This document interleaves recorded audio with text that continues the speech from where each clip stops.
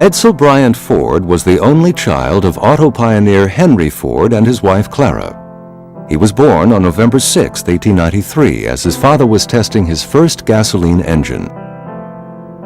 Edsel attended public school until he went to Detroit University School. He went right into the family business at Ford Motor Company. Eleanor Lothian Clay was born on June 6, 1896, to William and Eliza Clay. When Eleanor was 12, her father died, and she, her mother, and sister Josephine moved in with her uncle J.L. Hudson, the founder of Hudson's department store in Detroit. From an early age, Eleanor became interested in the arts and shared her love by volunteering to teach dance to underprivileged children. In fact, Eleanor met Edsel at a dancing class. Upon her graduation from high school in 1916, they announced their engagement and were married the following November. Clara Ford once confided to a friend that she and Henry could not love Edsel's wife more if we had picked her out ourselves. In 1926, Eleanor and Edsel decided to build a new home for their family on the shores of Lake St. Clair in Grosse Pointe Shores, an area known as Gawkler Point. The well-known architect Albert Kahn was hired to design it. The Fords wanted a home that would blend good design and craftsmanship, and one that would complement their growing art collection.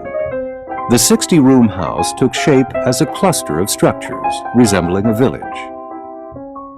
It took 3 years to design, build, and custom fit.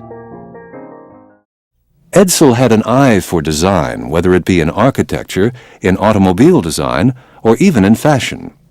He and Eleanor studied the arts, and their trips abroad included visits to galleries and art museums. The Fords had a long association with the Detroit Institute of Arts, where Edsel served on the board of trustees.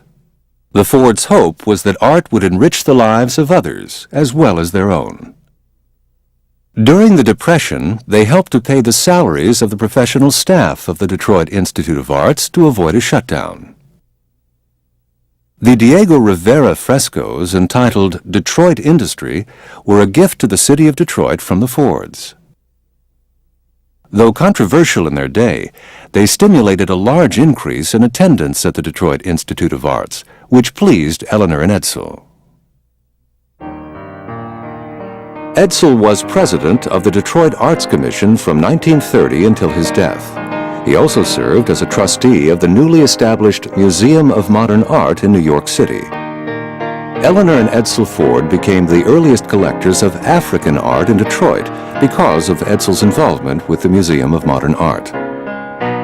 The philanthropic endeavors of the Fords went well beyond the art world. A sampling of their contributions reveals the diversity and nature of their interests. Edsel was an early director and supporter of the Lincoln Highway Association. The Fords provided funding for a glass-enclosed pool at the Georgia Warm Springs Foundation, which was used by victims of infantile paralysis, including Franklin D. Roosevelt. They supported the Shenandoah National Park in Virginia.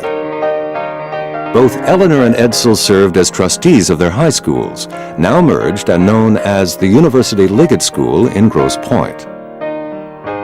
In Detroit, they donated to the Franklin Settlement, a social service agency, and were longtime benefactors of Henry Ford Hospital. Edsel was one of 3 founders of an important cancer research center in Bar Harbor, Maine, today called the Jackson Laboratory. His longest-lasting and most significant philanthropy was the establishment with Henry and Clara Ford of the Ford Foundation. An early recipient of support was Berea College in Kentucky, which fit the Ford Foundation's mission of supporting scientific, educational, and charitable purposes for the public welfare.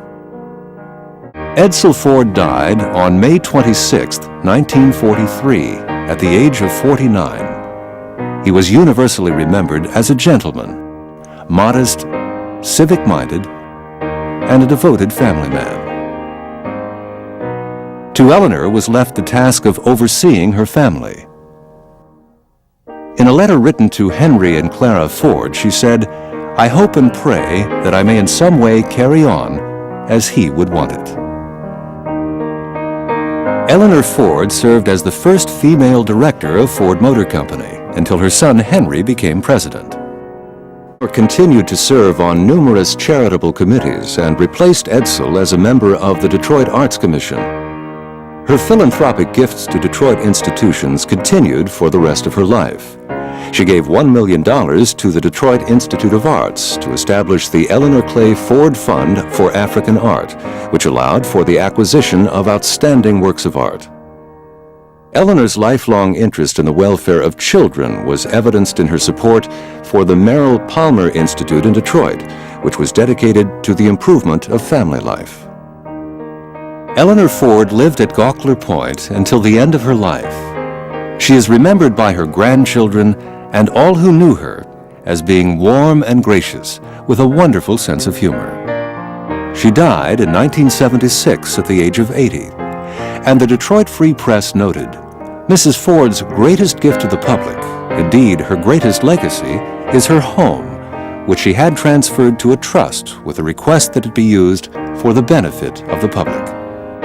With this final act of generosity, which Eleanor Ford included in her will, this home and furnishings remain intact as a window to the past and to enrich the lives of future generations.